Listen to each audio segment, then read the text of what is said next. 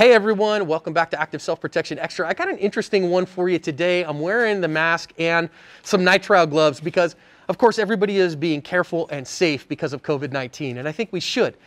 Now that said, what happens here if we end up having to use our defensive firearms with gloves on our hands? After thorough testing, I recently changed my everyday OC spray to Palm Personal Defense Spray. It's nasty stuff and I recommend it highly. Now, I get it. Some folks may think that it's too much or not enough, whatever. I can tell you that the CDC now recommends that Americans go out. If you're going to be out in public, you're going to go to the grocery store or whatever, that you wear a mask. Now, we're not talking about a surgical mask or an N95. We're just talking about something to keep the droplets at bay. And I think that that's wise for us right now. I get it. Also, gloves. Now, I'm not the guy to talk to you about proper glove hygiene and all that stuff and what you're touching and all those things. Get that information from reputable medical sources. But I just want to talk about what does this change in terms of what's going on with me if, God forbid, because of course I am wearing my defensive firearm when I'm out in public, and if I have to get into shooting, what does that mean? Okay, so rule number one. Let's just say I'm using my gloves and I am potentially contaminated because, of course, we're not going to, if we're wearing gloves, it's to prevent the spread of contamination. So if, God forbid, there's a deadly threat in my area, that deadly threat instantly becomes more important than any potential exposure to a virus, okay?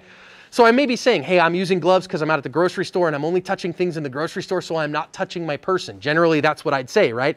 So I'm not going to hold a bunch of boxes that might be infected with a virus and then put my hands in my pocket or grab my phone or something, because then I've just spread anything on these gloves to here. However, the second there's a deadly threat, if I'm pushing my shopping cart or whatever and I'm being careful, oh no, I've got to shoot that guy. Well, then that threat is far more important than the potential threat from infection from the virus. So that goes out the window. But I'm not going to take the time to take the gloves off because somebody needs to get shot, right? So what are we going to do? In many ways, this is the same, but I want to show you just a couple of things that are maybe a little bit different.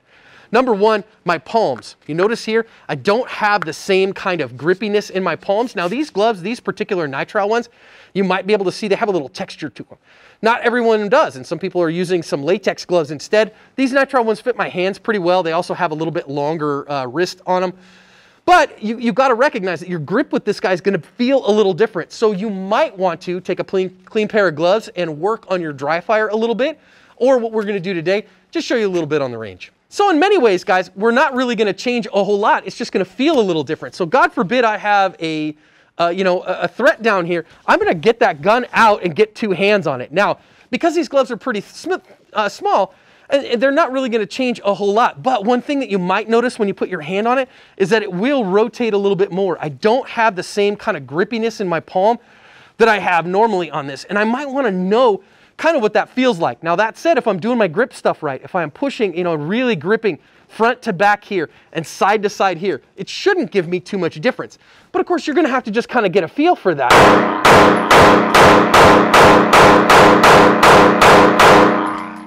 So, okay, we're here at 5 yards. We're running, a B8 there and 10s and 9s of bound. Okay, great.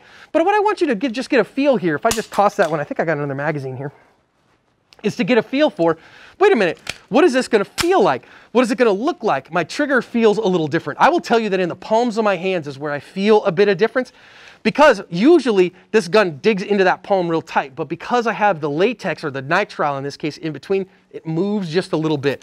Does it move a lot? Probably not enough to do much.